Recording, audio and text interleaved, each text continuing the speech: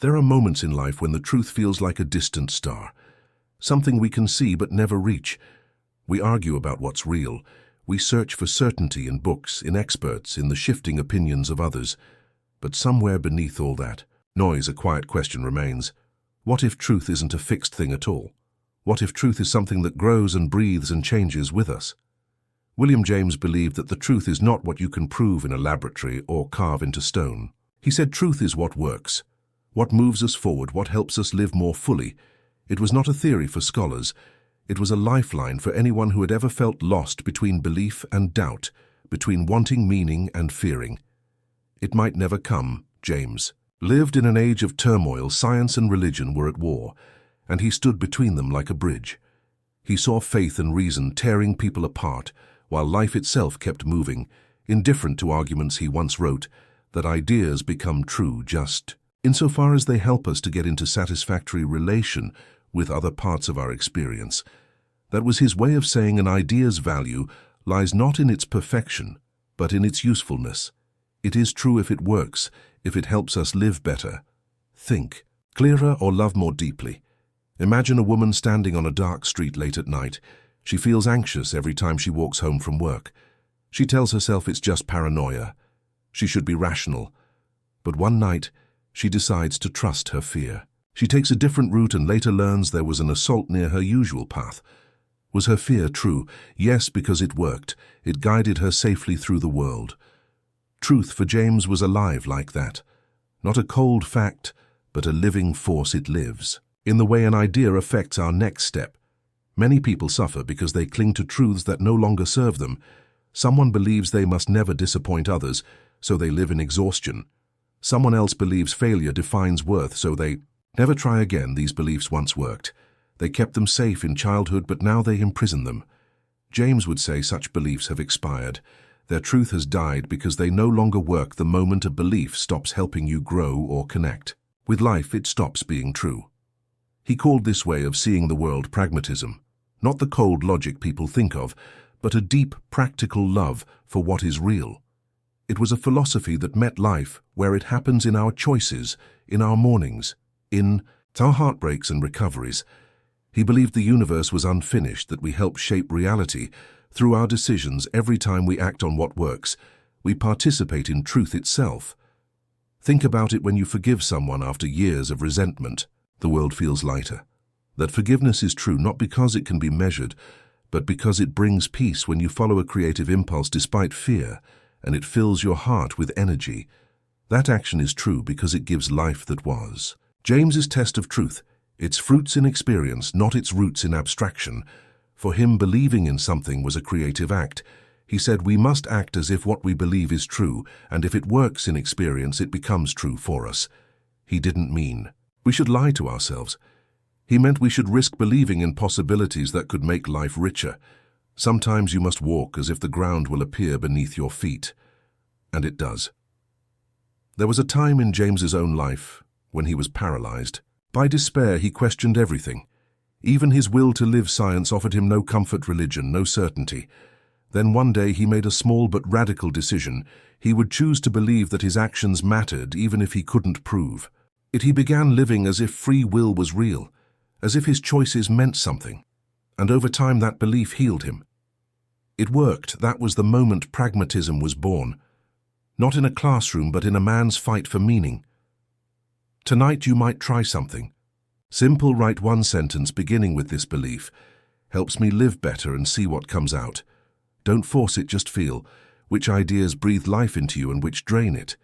James would say those that give life are your truths for now, not forever. But for this moment, truth then is not an object we possess. It is a path we walk. It changes shape as we move, as our hearts learn and unlearn the world. It is not about being right. It is about being alive. William James gave us permission to let truth evolve with us, to let experience be our teacher, to trust the lessons that come not from authority, but from the deep, quiet experiment of living itself. Truth for William James was not a mirror reflecting the world. It was a map we drew. As we walked every step, changing the shape of what we knew, he believed that the mind is not a camera, but a sculptor carving the form of meaning from the clay of experience.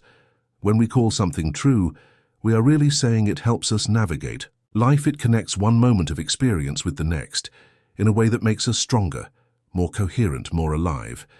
That is why for him, truth was not a possession, but a process, always unfinished, always tested by action. Imagine a young man working in an office where everything feels mechanical. Spreadsheets, meetings, small talk. He dreams of being an artist, but he tells himself it's unrealistic.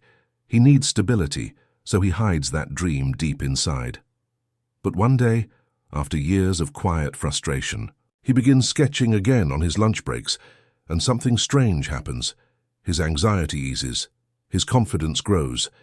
He begins to see the world not as a trap, but as a composition of colors and shapes. That small act changes how he walks, how he speaks, how he feels about life. His art is not yet successful, but it works.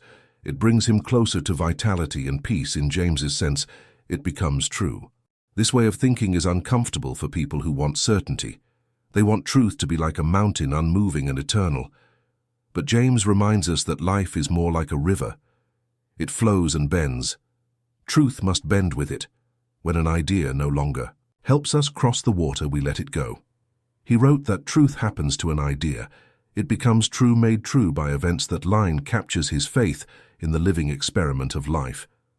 The human mind often clings to ideas out of fear. We want safety, not discovery, yet every growth begins with risk. James saw the courage in everyday people who choose to test their beliefs by living them out. A mother who decides to forgive after years of bitterness and feels her heart unclench. A student who stops trying to impress everyone and studies what he loves and finds energy. Again, a man who stops chasing certainty and philosophy and starts helping his neighbor. Each of these choices is pragmatic truth in motion. To practice this, you can start small. Tonight, think of one belief that has quietly shaped your days, something you inherited or assumed. Maybe you believe that success requires constant struggle or that love means sacrifice. Write it down and ask, does this belief work for me? Now does it help me live, or does it make me smaller? If it drains you, it might be a dead truth ready to be replaced by a living one. James believed we are all co-creators of reality. Our beliefs guide our actions shape the world around us, he called it the will to believe, not blind faith, but the courage to act on possibilities that could make life better. It means trusting that the door might open only after we knock it. Means understanding that uncertainty is not failure, but the field where truth grows. In a quiet hospital once, James met a man who had lost everything: his health, his family, his faith. The man told him he no longer believed in hope, and James gently said, "Perhaps you don't have to believe yet. Just act as if hope might still be possible. Try one small thing each day that would make sense if hope were real over time." The man began walking again, smiling again, and one morning he said, "It feels like the world is letting me back in." That was not a miracle. It was pragmatism. In flesh, an experiment that worked. James's genius was to unite heart and reason. He refused to choose between them. He said, truth must satisfy both the logical mind and the living soul. An idea might be consistent in theory, but if it kills the joy of living, it is incomplete in his view. Philosophy should heal, not harm. It should be tested in kitchens and classrooms, not just in universities. Think of someone who always needs to be right, the kind of person who turns every conversation into a battlefield. Their truths may be rigid, but they rarely work. They create distance rather than understanding. James would say that is a failed truth. A real truth connects, it builds bridges between people. It brings coherence to chaos. Every time you act on what brings you peace or deeper connection, you participate in that evolving truth. To James, this was almost spiritual. Life itself was a vast experiment in meaning, and each of us a laboratory of the possible. He saw no wall between science and faith, only a shared curiosity about what works. If you feel lost between conflicting ideas, between what you're told to believe and what life seems to teach you, remember this: your truth is not behind you.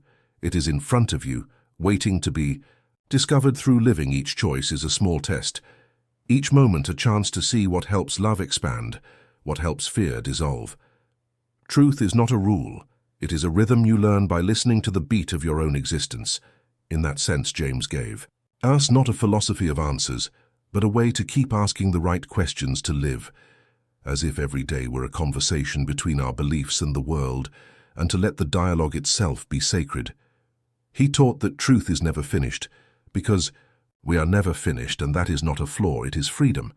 William James believed that truth lives in motion, not in the frozen frame of theory, but in the pulse of living experience. He said that the universe is not a closed system, but an open field, where our choices create ripples that change what is real around us. Every action, thought, and feeling participates in this unfolding reality for him. Pragmatism was not just about utility, it was about the moral beauty of testing life with our own hearts. It was about refusing to let second-hand certainty replace first-hand experience. He wanted us to be adventurers of truth, willing to risk being wrong so that we might truly live. When James looked at the world, he saw not one single truth shining above all others, but a web of truths growing and colliding and evolving together. What works for one person might fail for another. What saves one soul might harm another. This was not moral chaos for him. It was the honest complexity of existence. He saw it in the way people build meaning from love work and loss. Every belief is like a tool. Its worth is measured by how it helps us engage with life. When a tool breaks or hurts our hands, we lay it down. We pick another that fits the task. Imagine a teacher who has taught for 20 years using the same methods. She believes strict control is necessary. She thinks discipline equals respect. But one day she notices her students are silent, not from focus but fear. She feels something ache inside her, so she decides to change. She begins to listen more, to ask instead of order. And slowly her classroom comes alive. The laughter returns, the curiosity returns. Her new method might seem messy, but it works. And because it works, it becomes true for her. The truth is not that control is good or bad. It is that connection teaches better than domination. This truth lives because it breathes. James saw this flexibility as strength, not weakness. He knew that the craving for absolute certainty comes from fear, from the shadow that Jung later explored, the part of us that wants control. Because we fear chaos, but life itself is fluid, it cannot be caged. Truth must be fluid too. We do not discover it once and hold it forever. We discover it again and again, like light breaking through leaves at different angles each morning. He invited people to see themselves as part of this cosmic experiment. Not passive observers, but participants. The moment you test a belief through action, you help truth unfold.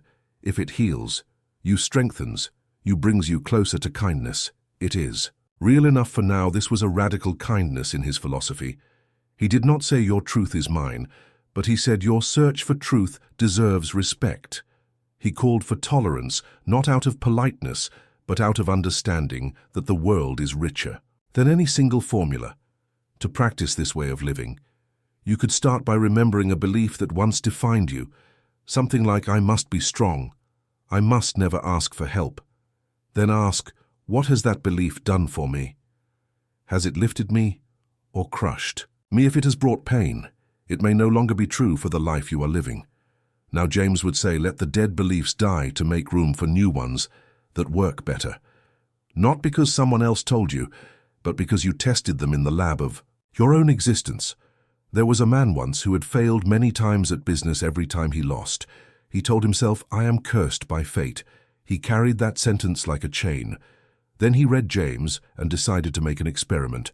He replaced the sentence with, maybe failure is information. Maybe it tells me what not to repeat. He started small, testing one idea after another, and for the first time in years, his work began to thrive, not magically but steadily. It worked. That made it true, not forever, but for that season of his life. For James, the test of a belief was its consequences. If an idea builds more life in you, it earns the title of truth. If it drains you, it forfeits it. He wanted people to look at the fruits of their thoughts, not the roots. That means you don't need to argue endlessly about abstract definitions. Instead, you ask, what happens when I live this way? What happens when I believe this?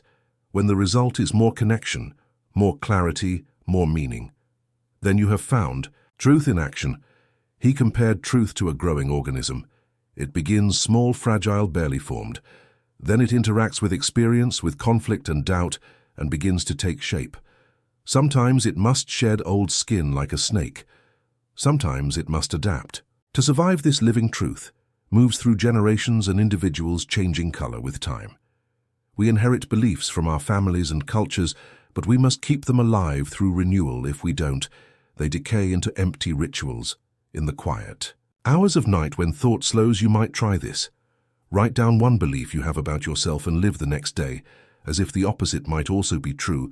If you believe you are unlucky, act as if life occasionally favors you. Watch how the world responds. This is not pretending, it is exploring. James would say reality is more flexible than we think, and sometimes truth reveals itself only after we dare to live differently. He called it the moral adventure of belief, the courage to treat the world as unfinished and yourself as a creator within it.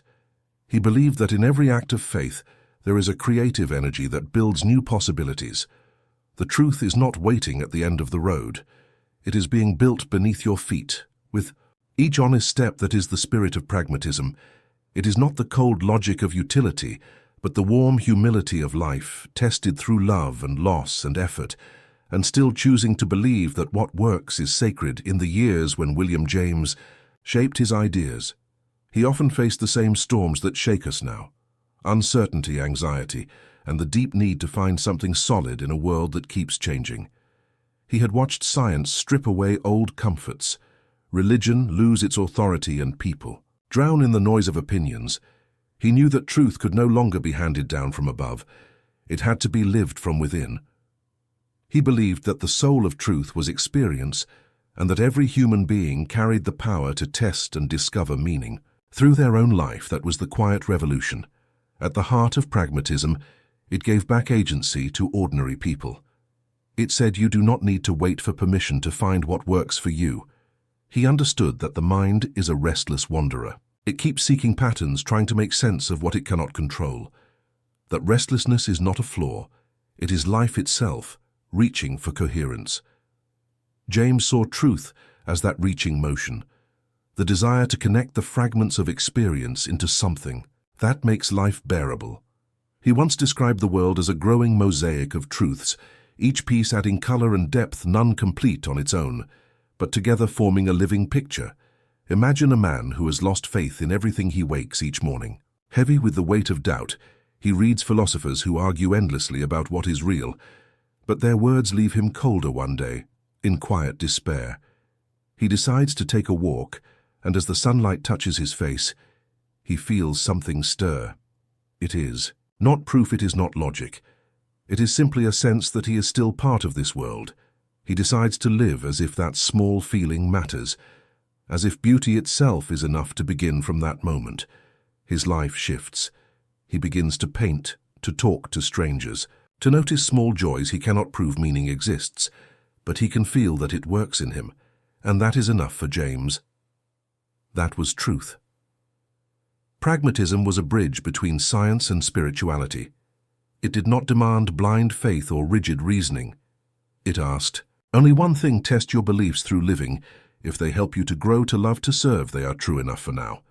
He called this the cash value of an idea, its tangible effect in life, not in theory but in action. When someone asked him if believing in God could be true, he said it depends on what that belief does in your life. If it gives you courage, kindness, and hope, it works and therefore has truth. If it brings fear or cruelty, it fails.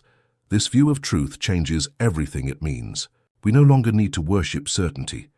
We can let go of the endless fight to be right and instead focus on what brings harmony to our existence. James saw this as the moral meaning of pragmatism. Truth must serve life, not dominate it. He rejected the arrogance of final answers because he saw that life itself never stops changing. He compared it to a stream flowing through the rocks of time, carving new paths as it moves. The moment you try to hold it still, you kill its essence. In the story of a young woman who spent years in self-doubt, always thinking she needed validation to be enough, her life was built on the belief that worth is earned by pleasing others. But one night she sits quietly and writes down her thoughts. She asks herself, does this belief work? Does it help me live, or does it exhaust me? She realizes it has kept her from peace. She begins a small experiment. She says no to one demand. The next day she feels guilt, then relief. She notices she can breathe. Her world does not collapse. It expands. This new belief that she has the right to rest begins to work in her, and in that working she finds her own truth. James believed the same could happen to nations, to societies. He said that ideas are like seeds. The ones that survive are those that bear fruit in the soil of human experience. When a culture clings to beliefs that no longer nourish life, decay sets in. When it evolves through what works, compassion, understanding, adaptation, it grows stronger. Truth, then, is not the past preserved. It is the future being born. He never wanted philosophy to be locked in libraries. He wanted it to live in kitchens and workshops, in hospitals and schools. He imagined people asking themselves, not is this true? In theory, but does this help me live better? Does this deepen my sense of connection? Does this reduce unnecessary suffering? That was the test of truth. Not the elegance of argument, but the quality of experience it produced. If you wish to walk this way, you can begin by asking yourself, what ideas bring light to your days and which bring weight tonight before you sleep? Write one sentence. Beginning with this belief helps me grow. You will feel which ones open something in you and which ones close it, James would say. Follow the opening, that is where truth is happening. He also warned of the temptation to fall back into cynicism because doubt can feel safer than faith. The mind says nothing works, everything fails, but life keeps whispering. Try again and again, and in that whisper is the essence of pragmatism. It is the refusal to give up on the experiment of living. It is the courage to keep testing, to keep refining what you believe, not because you crave control, but because you care. To live truthfully. In the end, James saw truth as an act of love, the love of life in all its confusion, the willingness to meet it honestly and gently and to say, I do not need absolute certainty to live meaningfully. I only need the willingness to see what works. And to let that be enough for today. That humble grace was the heart of his philosophy.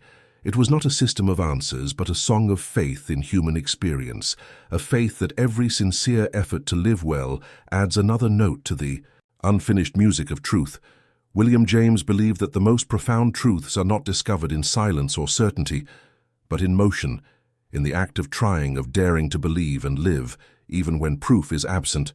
He saw every human being as a creator of meaning, every decision as a brushstroke on the canvas of reality.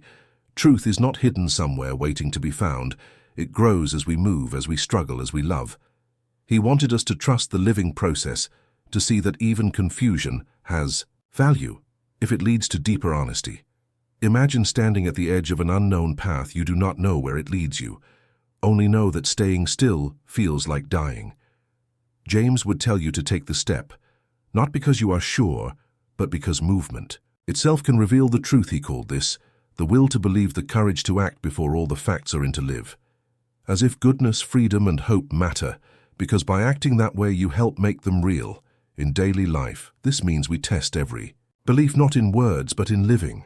When you choose kindness, even when bitterness feels easier and the world becomes softer, that is truth at work.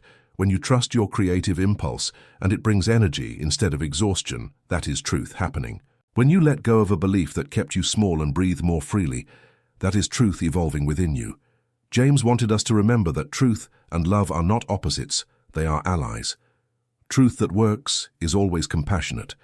It makes life more possible for ourselves and for others. He said that the world is still in the making, that we are all co-authors of its unfolding, which means every time we choose what works for goodness, we help write a better version of reality.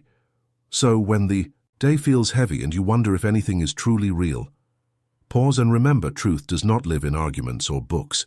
It lives in your next act, in the way you listen, the way you try again, the way you forgive yourself for being human. Truth works. Because you keep participating in the unfinished beauty of life itself. And perhaps that is what William James wanted to leave us with. Not a definition of truth, but a way to live with it. To see that meaning is not something we find once and keep, but something we renew through every honest step forward. The experiment continues, and as long as you keep testing what works with an open heart, you are already living the truth you seek. The end.